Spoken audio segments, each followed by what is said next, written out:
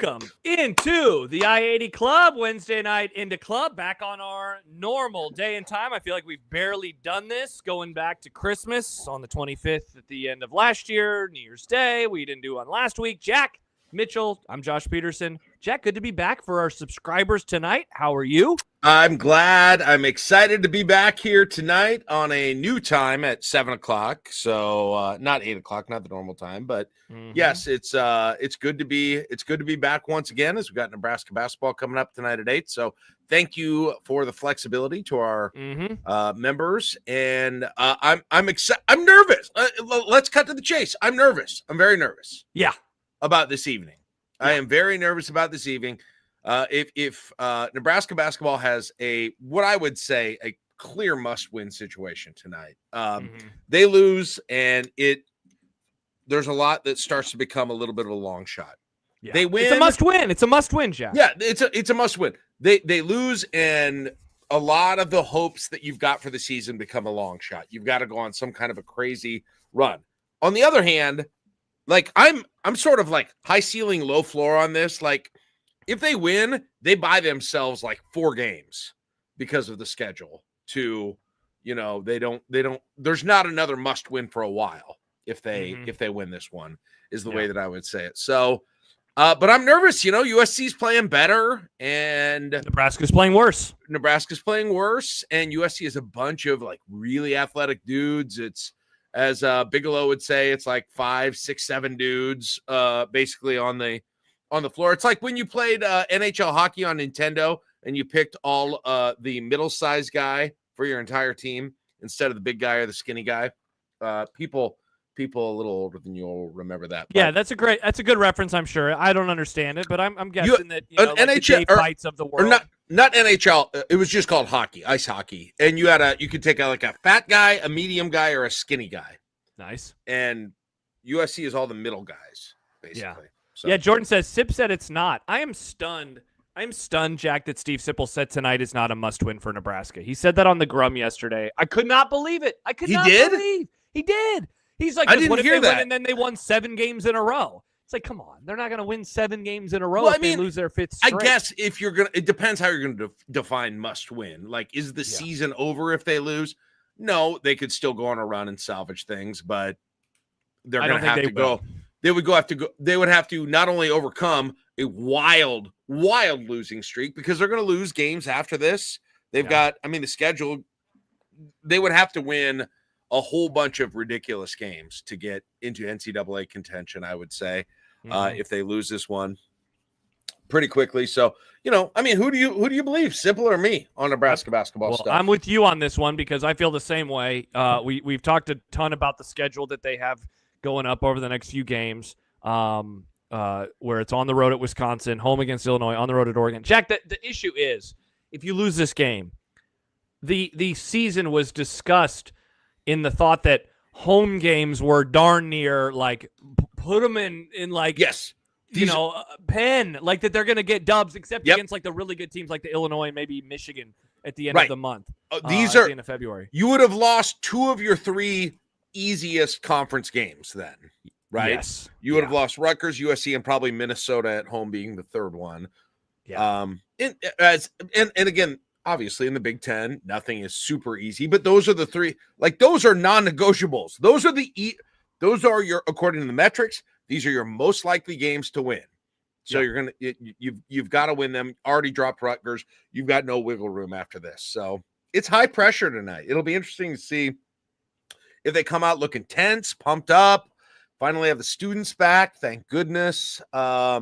I hope that arena doesn't feel just like sleepy. The team has felt sleepy to start out every game, basically, which it sounds like maybe Andrew Morgan is injured. It sounds like maybe Aaron Eulis is starting. It's time to tweak that starting lineup, in my opinion. It is time to get the energy on the floor early for this team. So and I saw that Morgan is going through or was going through warm-up, so at the very least he was going through that. By the way, we haven't mentioned this. A couple things. First of all, after Nebraska ball does follow the game tonight, 10:30-ish start with Jack, Kaleb, and Bigelow, so stay tuned for that one. Of course, that'll be in the free feed on YouTube.com.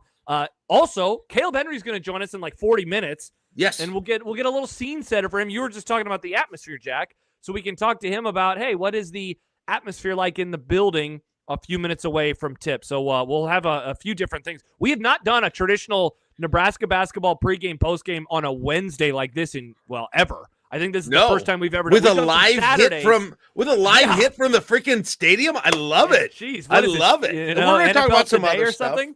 Yeah. So we'll have a lot of stuff coming up later on. Let me see your sweatshirt. That is awesome. Yeah.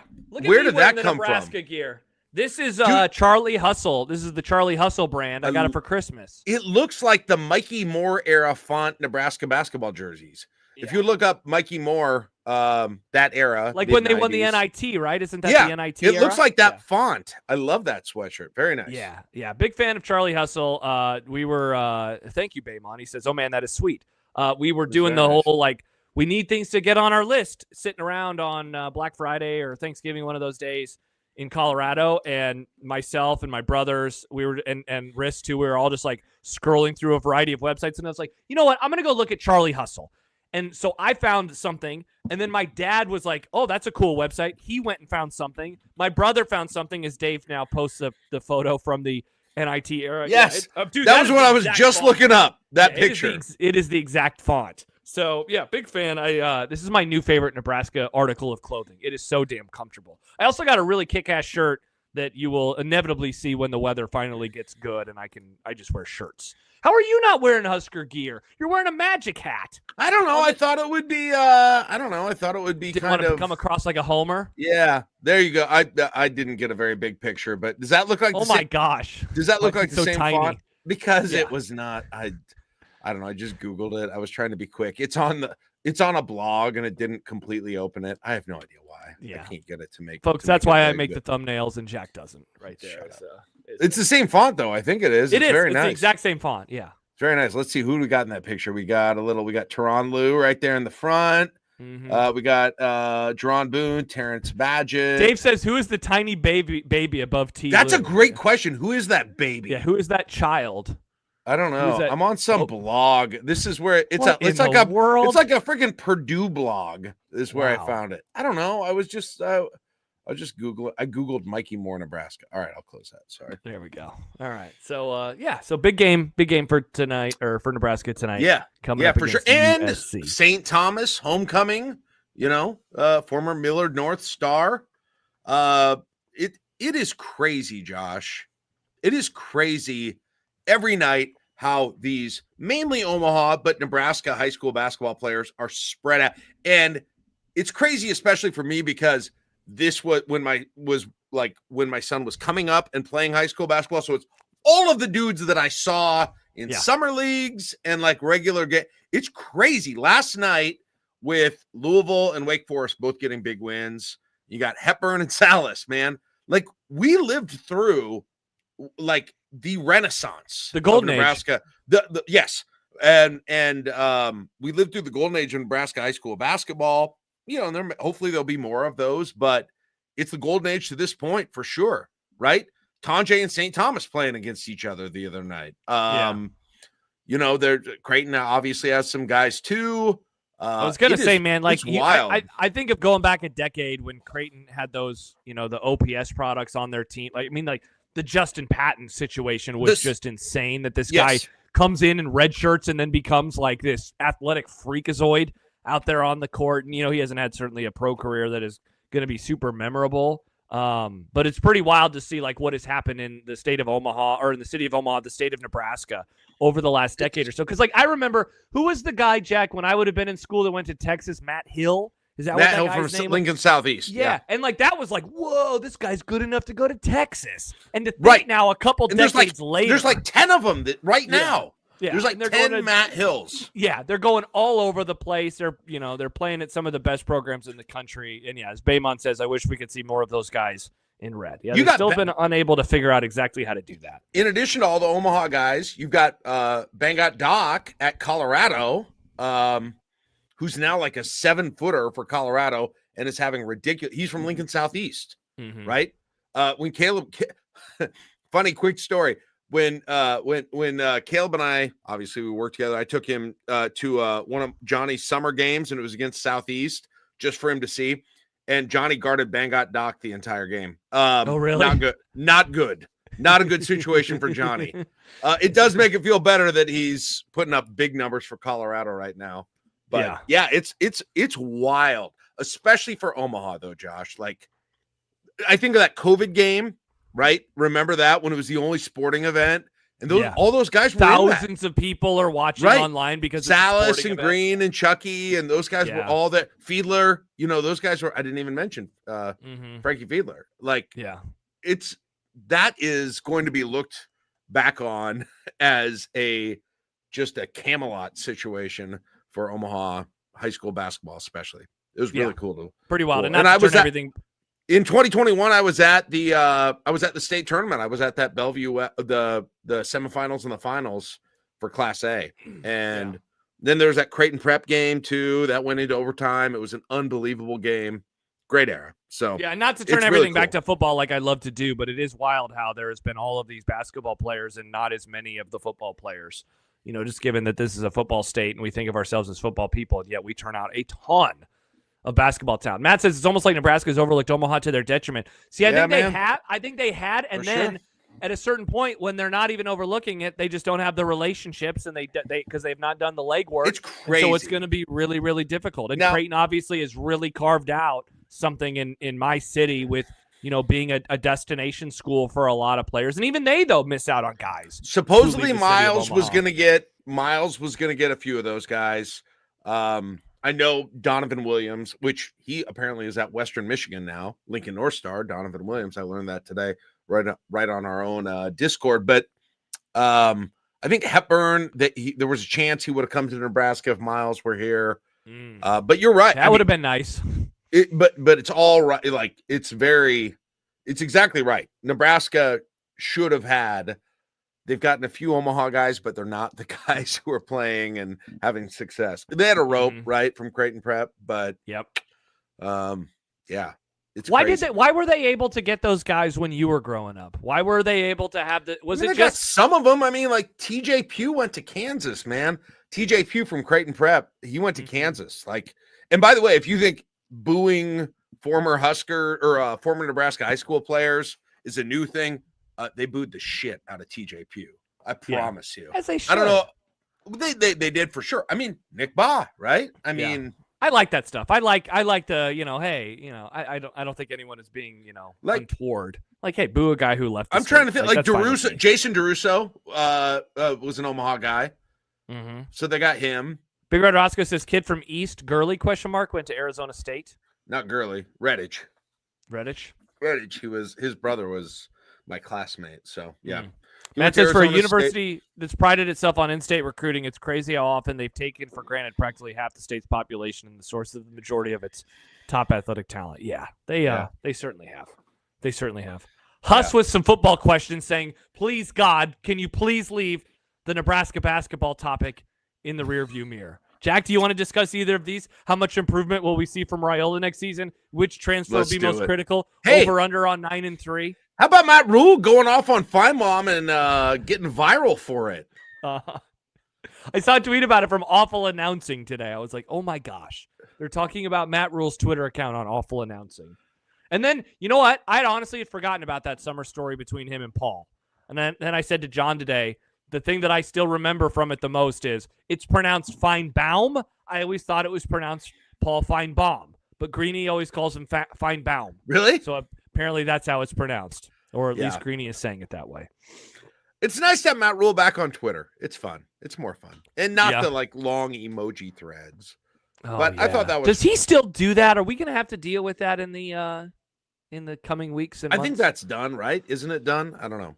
I honestly have no idea. Dave says, in general, I think cashing receipts is petty AF, but I love Rule doing it. I don't know that I think it's petty AF.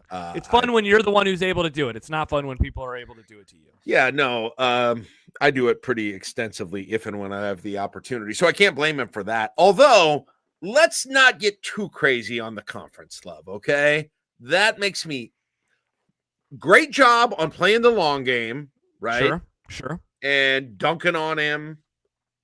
Let's not get too crazy on the conference love, okay?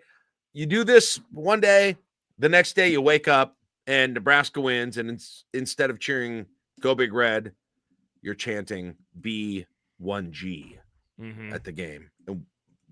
It's weird. Nobody wants that. Please don't do that. It's, as we've talked about before, it's got to be about geography. It's about celebrating the North, not celebrating the conference. That's how I view things. Oh, that's interesting. That's interesting. Northern college football winning another natty, not the Big Ten winning another natty. So that includes Notre Dame. That includes, Oregon, Temple. Sure. Well, I mean, they don't cover Temple on KOTN, but sure, I'll take. Wait, why wouldn't they? Temple's as north as it gets. It's in Philadelphia. Yeah, but they only cover the power schools. They don't cover the G5 that's schools. Sad. Hey, here's a topic for you.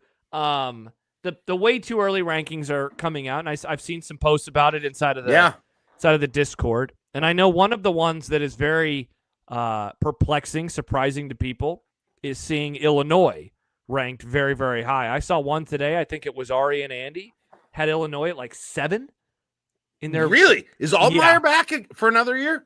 I believe he's back, and they're I don't know exactly. 7? Wow. I don't know exactly. I haven't followed their portal stuff, so I can't say they've added this guy and this guy and this guy. They had a good year. They finished 10-3. How much of this is like the tale of winning a bowl game over an SEC school? Baymont 7th is crazy. Brendan, what? Okay, yeah. Don't get too crazy about bowl wins. Okay, well, come on now. Record, I haven't heard their pod about it, so I don't know. I'm trying to find the top 10.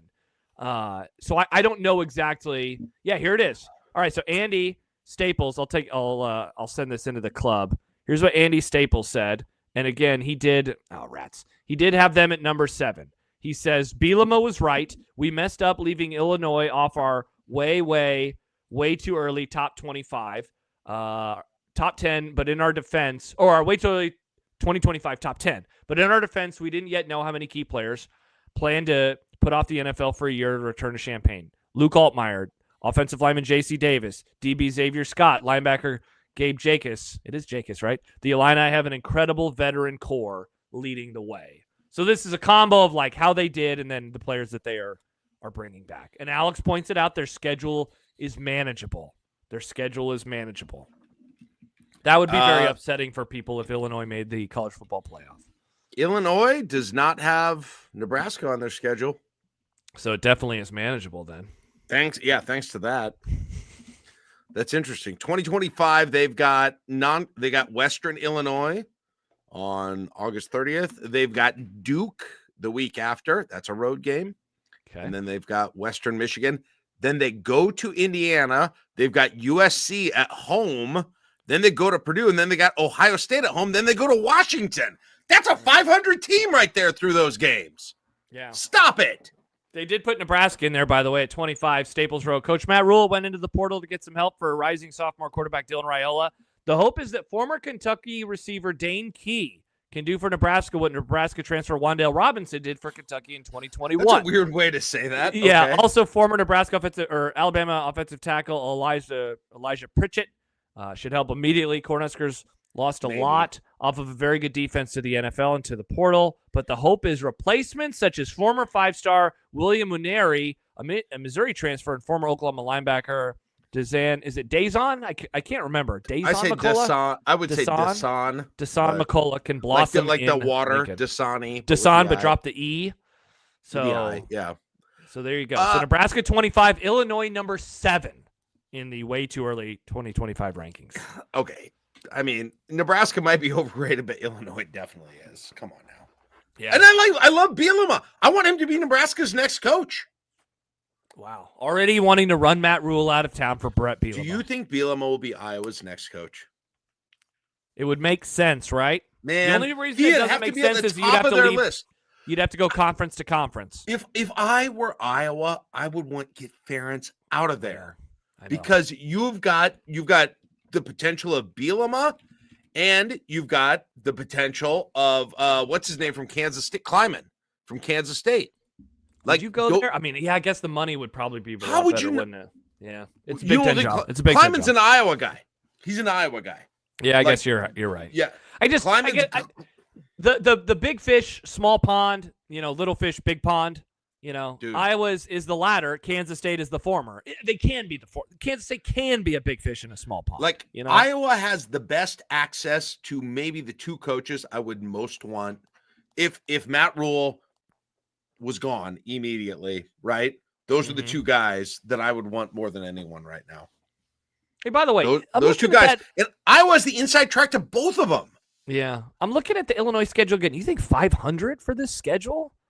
No, I meant that first run of conference games. I was just okay. At USC, Indiana, USC at home, at Purdue, Ohio State at home, and at Washington. I feel like Indiana's going to take a step back. I feel like I could see 4-1 in there. I don't know. No, Cignetti's a great coach, Josh. Okay, here we go. You don't have to do. You don't have to do. Cignetti is a great. You don't have. He's not no one can motivate like he does. You don't even believe what you're saying. You don't even believe what you're saying. I accepted what everyone told me. This is me accepting. This is me not pushing back, saying you're right. Cignetti is great. It was all him. He's a miracle worker, right? Interesting. Very, very interesting. Yeah, no, I've accepted it. So we'll see if all of us are right now based on that. But then how can you remind people that you were correct on them if you end up also agreeing with everybody on Indiana? You're not allowed to show receipts if you agree that Curt Cignetti is a great coach. Interesting. You're caught in quite the pickle here. It's like the end of the Sandlot. We'll see. I mean, I'll find a way like Matt Rule does. Okay. Don't do the zipper, by the way. Stop it. You're about to get your shirt caught again. You're about to get your shirt caught. It's a bad habit. I lost my little coffee stirrer. Get a pen. Dude, do what I do. Jack, get a pen. Hold a pen. It's very fun. I love holding It's like pens. A Bob Dole situation here. Lee Corso, hold a pencil. Hold a pencil. Roscoe, It was a bit. That was incredible when you started. But you like putting it in your mouth. I'm a mouth guy. But I really wish my dog. Do you say that to your wife? I'm a mouth guy, dear. I don't say that. No, too. My Roscoe dog says that. It was a bit. By the way, there are people in the chat that love Bielema, and then there are people that absolutely despise him. Baymon says, dude, hate him. No. Really? Very much out on Brett Bielema. No kidding. Brendan says about him going to Iowa, no, Bert would kick the shit out of us for like 20 years. I do not. I don't want either of those guys there. He does own Nebraska, too. That's the thing. He very much owns Nebraska. How many losses does he have to them? Like 1, 2? Yeah. Did Nebraska beat him in 2020? We've got him in 23. They've lost to him twice. We got to do everything we can to keep Kirk in place. Yeah. Or fire Matt Rule and bring in Brett Bielema, says Jack Mitchell. Let's do a transcript again. Jack, why don't you kick this lovely transcript off? Why do you want Matt Rule fired for Brett Bielema? Man. Oh, by the way, the Iowa head assistant coach is my wife's high school classmate. I didn't tell this. I was going to tell this story a couple of weeks ago. My wife's high school classmate, and we went to her reunion. So she is a 97 grad. So this would have been 2017. We went to her reunion. So that would be the 20-year reunion. And they had a silent auction. He was at a restaurant in Grinnell, Iowa, and he contributed he was at that time, I believe, the linebackers coach for Iowa, and he contributed a bunch of Hawkeyes gear, and it was really cheap. And my wife's dad is an Iowa fan.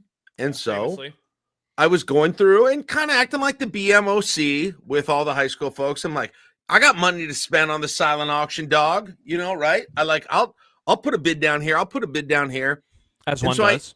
I end up winning the Iowa gear, and I'm just like, I'll give it to my father-in-law I'll bring it home to him, or I'll give him a gift, a Christmas gift down the road or something like that.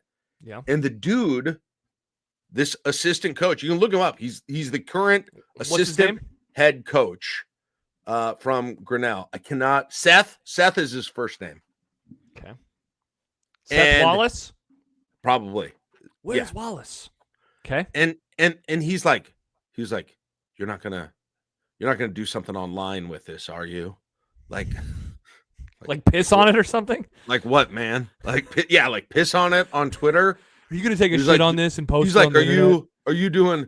He's like, I'm not giving you this. If you like, he seriously confronted me about it. And I was like, no, I was gonna give it to Jack, not me, my father-in-law, who's also named Jack, which is very awkward.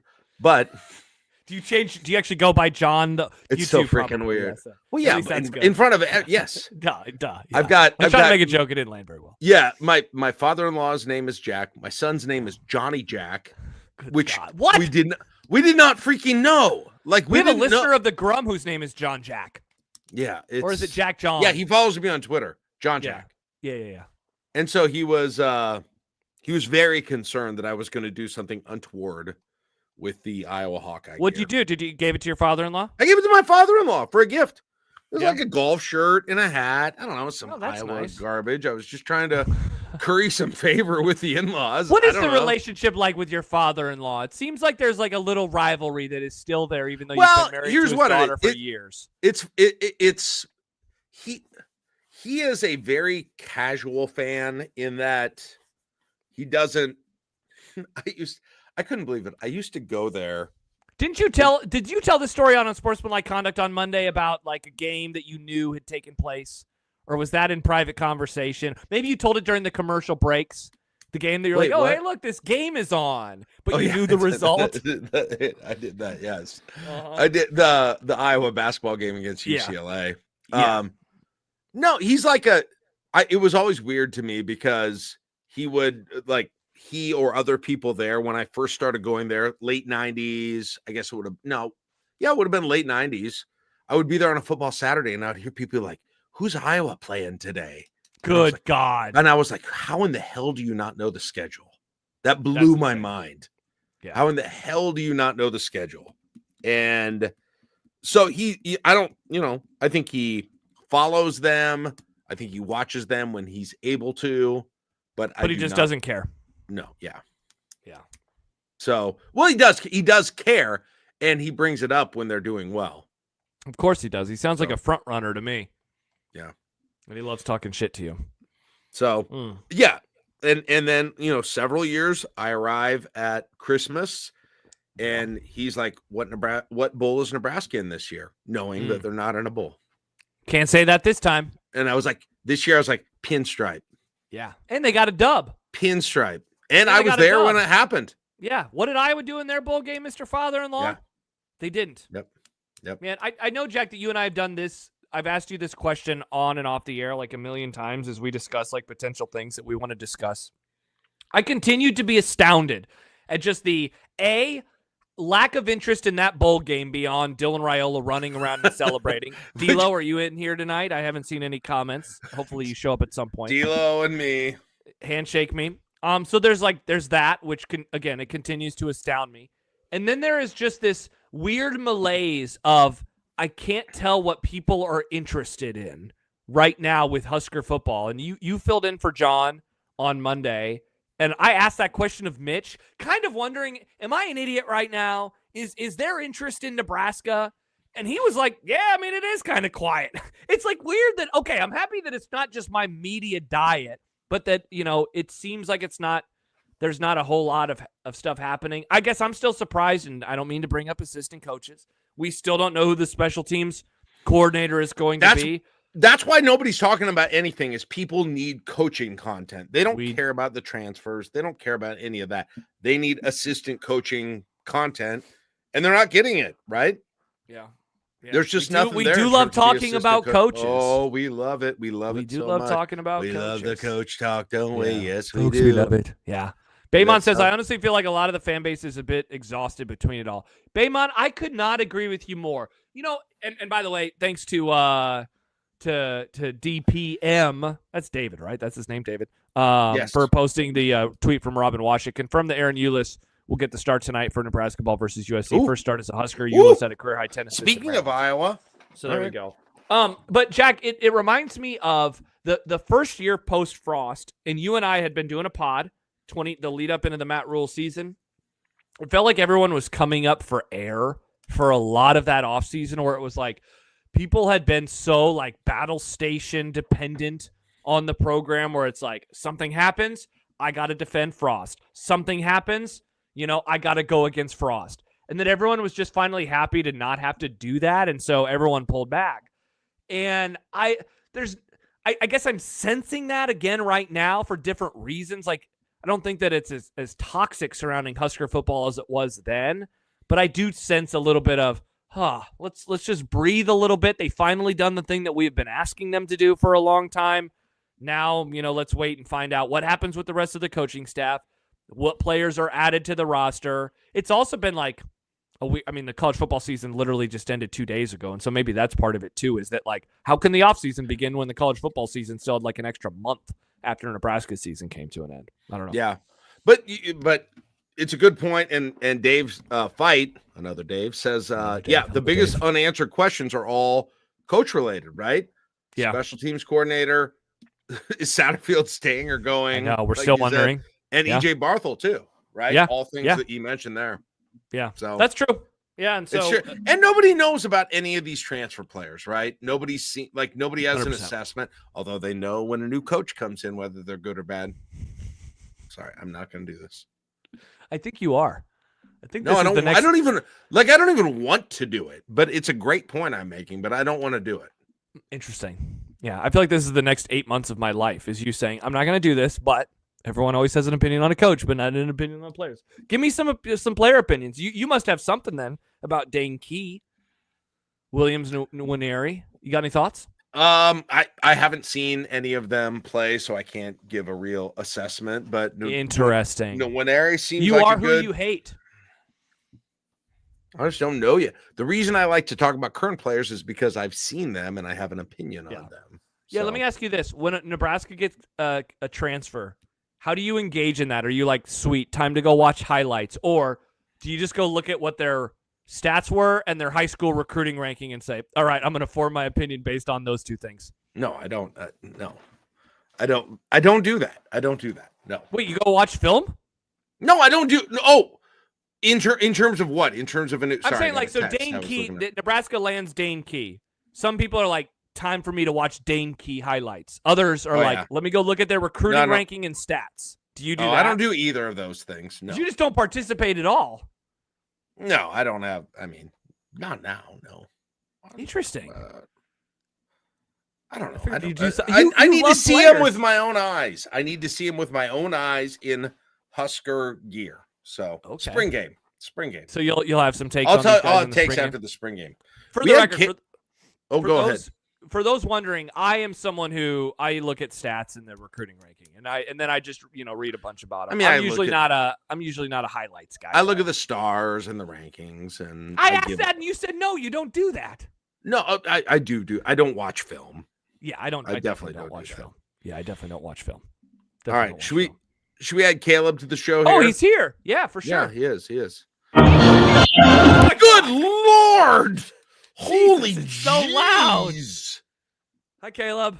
I don't know. Welcome to Pinnacle Bay. Oh my God!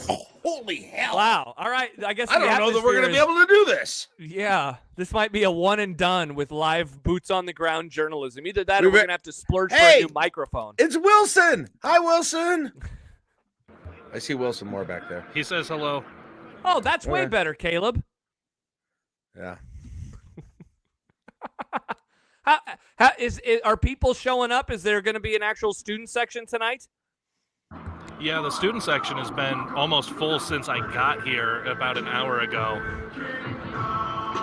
And that's good. Yeah, I think there's going to be a good crowd. People have been filing in. It was a lot nicer outside today than it was when I came to the women's game the other day. Yeah. Yes. But yeah, it's filling in. This is about normal, 30 minutes from tip. This is about where it's at. Good. How is Andrew Morgan looking?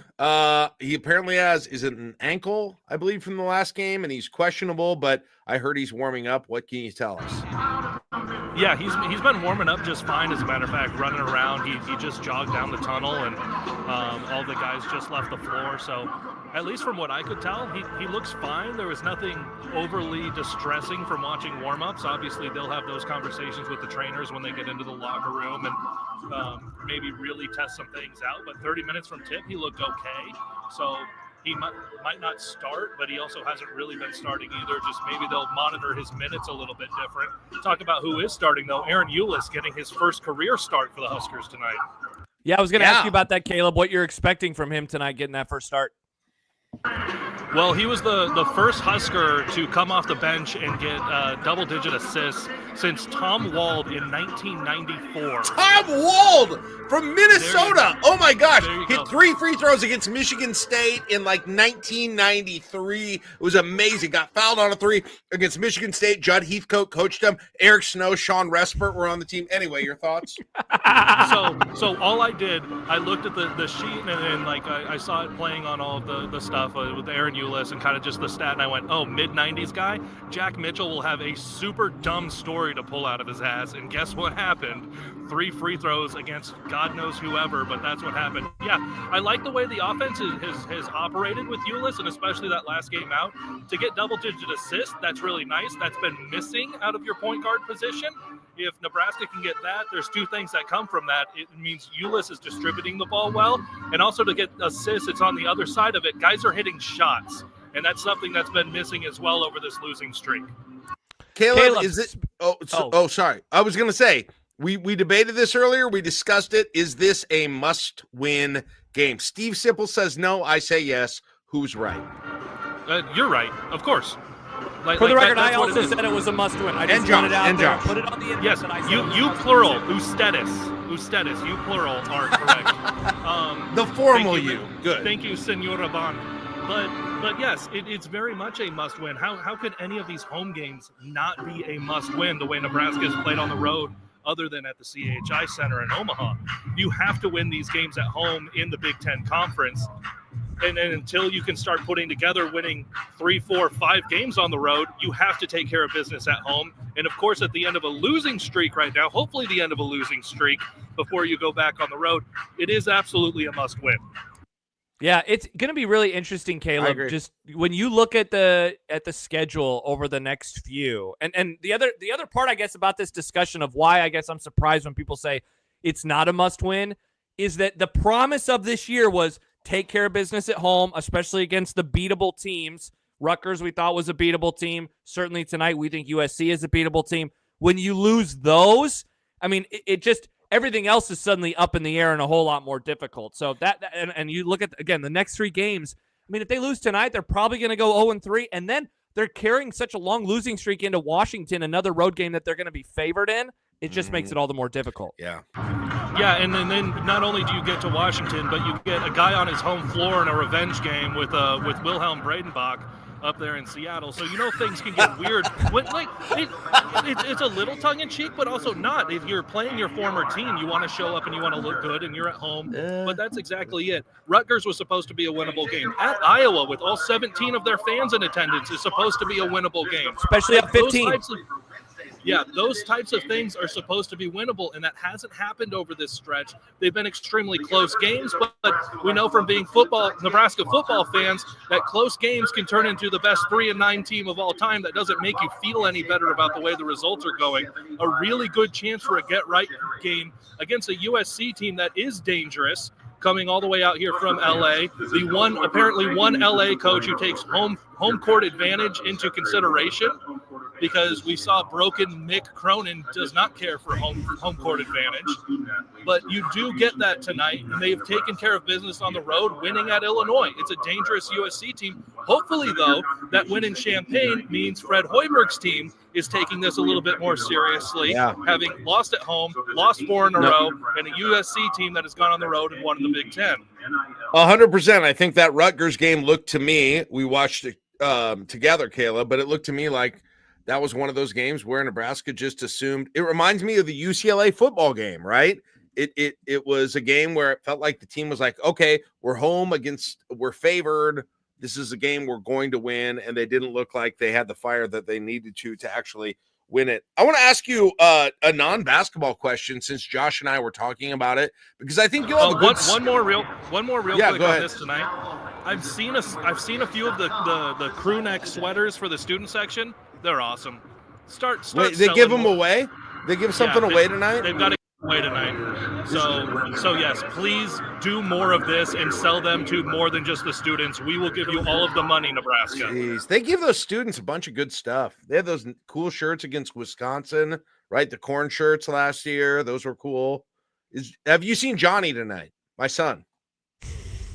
I did see he someone working? getting carried. I saw somebody getting carried out by security. They looked very inebriated. Not sure if it was Johnny, but Okay. also No, not cannot him. confirm that not Johnny. Not him. No. That's some good journalism right there. I didn't- Caleb. Don't want mainly- to pick a side when you don't know for sure. You got to get two sources on I didn't know if he was working or sitting with the students tonight. That was mainly what I was asking. He's not working up here. I Okay. can tell you that. Hey, Caleb, let me ask you this. Josh and I were talking about how it feels like just the buzz around football news and stories is very minimal right now. And Josh even asked Mitch Sherman about it when he and I were doing unsportsmanlike conduct, and Mitch was kind of like, yeah, I know you have you as good as probably anyone have a real good sort of handle on what people are reading, what they're interested in, what they're not interested in right now. What's your take on that from kind of your end of things, what you see with Husker Max? It's a little bit like football is always going to rule the roost when it comes to any of your collegiate stories. That said, the playoffs drug on and on and on. Yeah. And that's something that I talked with Matt McMaster on 1620 last week, was that you have to change that schedule and find a way for this to not take till the latter half of January to get to the national championship game, because there was a ton of people interested in every one of those games up to the semifinals, and then it was like, okay, the NFL playoffs are here now, guys. Like, let's kind of wrap it up. And you got through the transfer portal, and like there's just not a lot happening. You haven't got to spring ball. This is supposed to be the slow time. You haven't got to the traditional national signing day. This is supposed to be the time that there's not really anything happening. And for whatever reason, when they put together that playoff schedule, they put it 20 days into January in a way that they could have gotten it done 3 weeks ago, almost 3 weeks ago, at the very least 2 weeks ago. And you take advantage of a lot of that interest without changing how many games are actually being played either. I know Jack, I know that for you, that's a big thing about bowl season. You're getting football all the time, but now you got football and they're taking so much time off and they're getting so far into January. The NFL playoffs are going on. You're losing all of these battles now for viewers, and we're seeing it with Husker Max and like posting to the On SI. The NFL publishers are like, yep, we've got a big boost today, and all the college publishers are like, well, we didn't. Like, we have our regular stuff. That's really obviously interesting. like there's a lot going with basketball. You're less than a month away from baseball and softball, and obviously there's a lot of more local stories to cover. But when it comes to football, there's just not anything unless you get a major change, something big happening. This isn't what happens in January if you're out of the playoff and you've been done with a bowl game for a month. Yeah, one more thing, Caleb, before you let you go. Like, the rating came out for the national championship today, and, massive brands, two of the biggest in the sport, if not the two biggest in Ohio State and Notre Dame, and it drew 22 million viewers, which was 3 million fewer than last year's Michigan-Washington Oh, really? game. Yeah, Really? which, like, I never would have guessed. Now, like, there's a ton of factors, and, we don't have enough time tonight to talk about all of them, and a big one certainly is that cable subscribers, YouTube TV, whatever, is just it's plummeting. Like ESPN, I think, is in 65 million homes right now. So like when you view it from that perspective, it's like, okay, well, 1 in 3 ESPN subscribers watched it. But like, I do think as someone who didn't mind how long it took, I think that people who didn't like that, I think that their voices were kind of heard on Monday with the lack of viewership that the game had. Yeah, I think you had some of that, and you can go into all kinds of different variables on which teams were involved. But for me, one of the big variables is that those two teams were in the same region. When you had Michigan-Washington, you were getting a West Coast, Midwest, kind of, at least with Michigan. They're pretty much East Coast to anyone in Seattle. So you had something that was nationwide with it. You were very regional. So I wonder how many people on the West Coast even cared about Notre Dame. How many people on the West Coast even cared that it was Ohio State, even though they're in the Big Ten also? So there's a lot of different ways to look at where the interest is. And that's not to say that, like, that's a bad number. It's a very good number. But when you look year over year, and there's no SEC, so no one in the South, how much are they hate watching that game while they're getting plummeted with snow this week, So, like, there's a bunch of different factors into it. I do think you lost a week of being able to move that up with that interest. And I don't know that you get a better number, but I do think long-term you'll get better numbers. Awesome. All right. Very good. Hey, that was fun. Thanks for joining us live. The Bruno Mars is kicking right now, it sounds like. But it was great to have you. And we'll be back with everyone, Kaleb, in 2.5 hours? 2 hours and maybe 2 hours and 45 minutes, maybe.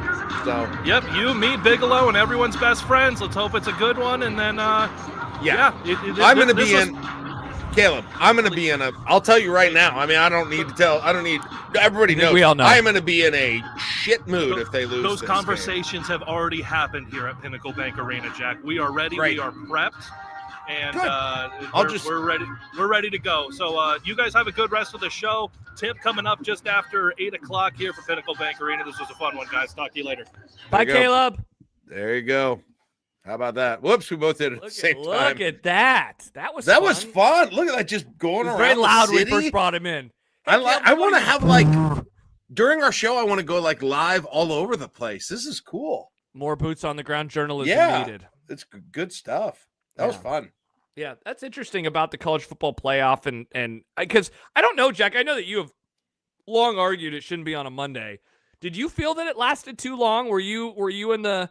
It took too long. I love that it stretched out. No, I totally disagree with him on that. Yeah, Kaleb was making a terrible point there. Yeah, but I've heard this a lot, and I do think that there is something to it because I don't know. I mean, look, he's right about it only involving one particular part of the country. But I guess what I am confused by is how you can have regular season games that approach that number. Like last year, for example, when Ohio State played Michigan and it was like a 1 versus 2 or 2 versus 3, whatever that game was in November, it drew 20 million viewers. So how can you get that when that's also from one part of the country? And then you have those same brands, one of them, Ohio State, involved with Notre Dame, and it draws that many fewer.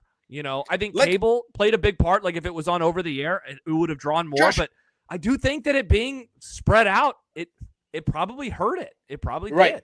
And Matt says, I didn't mind it at all. Why would I dislike having more college football weekends? That's how I feel too. I don't even know how you make it earlier. How would you even do that?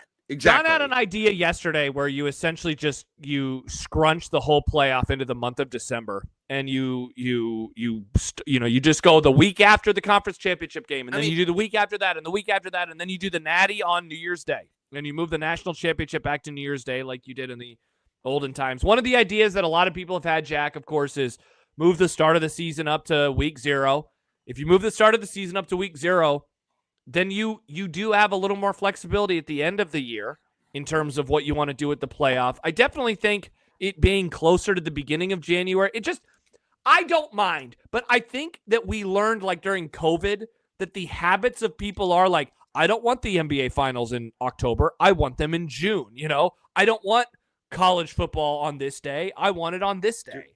And I do wonder if that played a part in it for people. Man, and I know the NFL and college football don't necessarily cooperate on this, but either Saturday or Sunday, give me 2 NFL games and then the college game at night.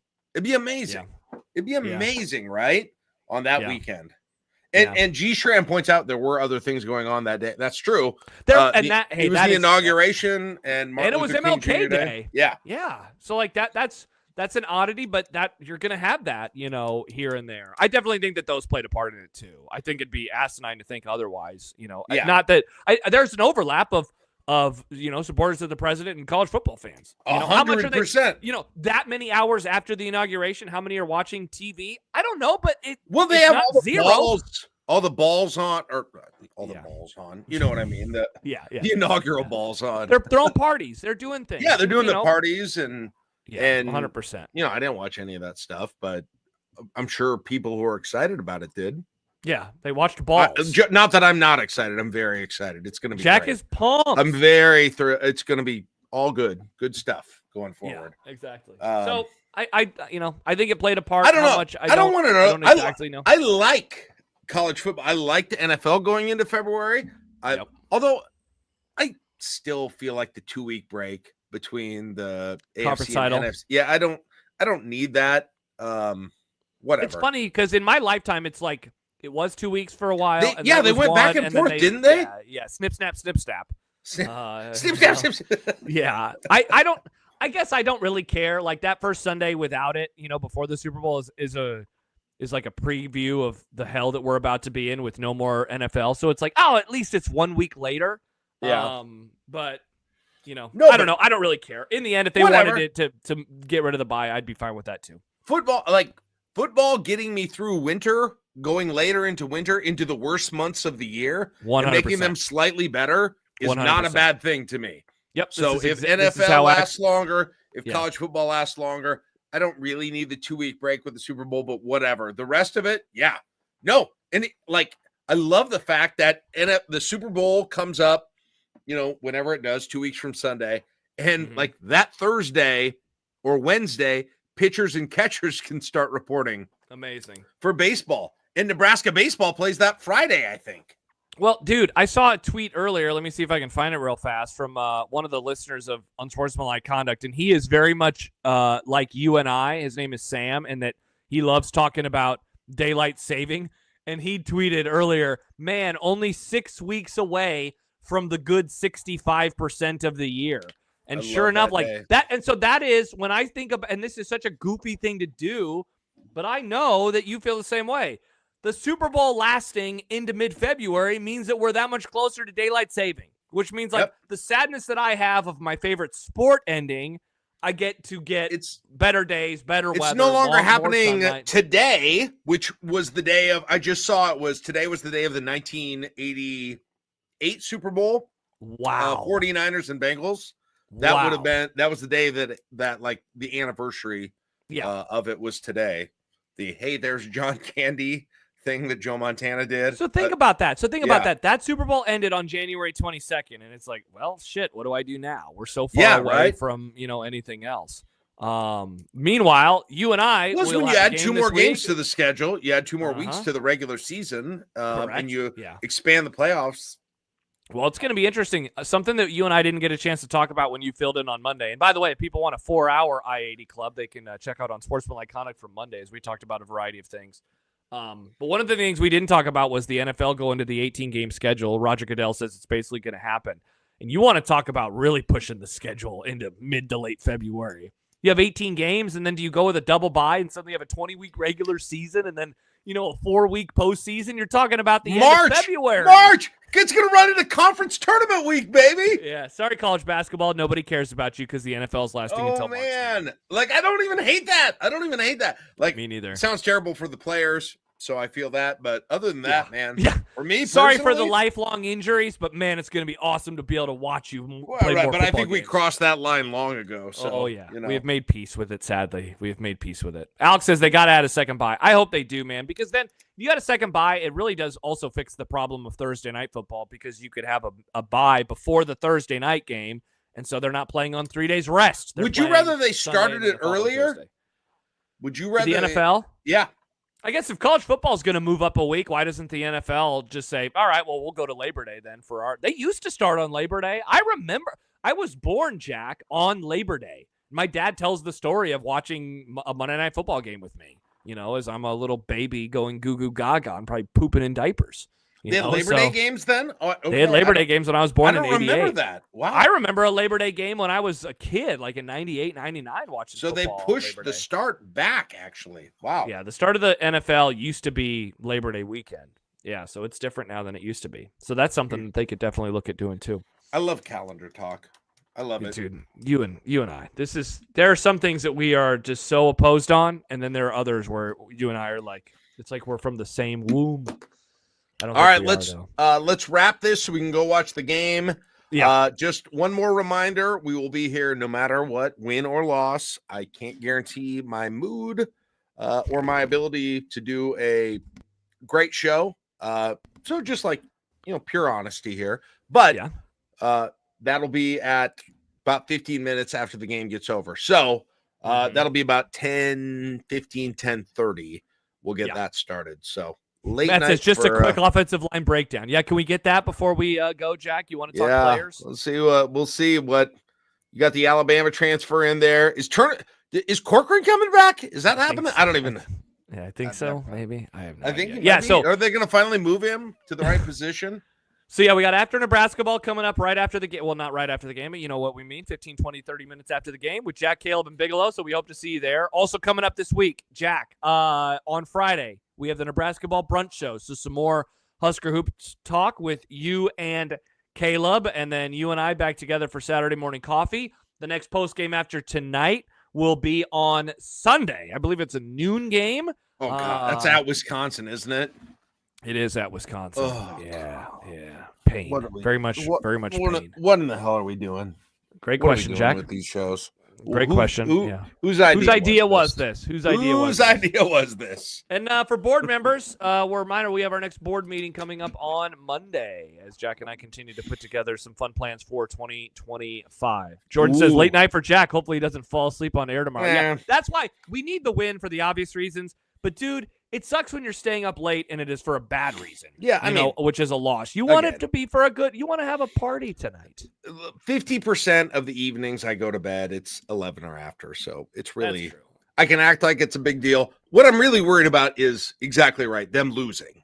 Yeah. And then, because if they lose, I want to go to bed. But just the act of staying up till 11 is not a huge deal for me. So that's cool. All right. Awesome. That was fun. Thanks to Kaleb for joining us. Thanks to all of you for hanging out with us tonight. And let's go get a dub. And we'll be talking about it a little bit later. So, all right. For Jack, I'm Josh. Thanks for joining us on the ID Club. We'll see you later tonight inside of the I-80 Club. Goodbye.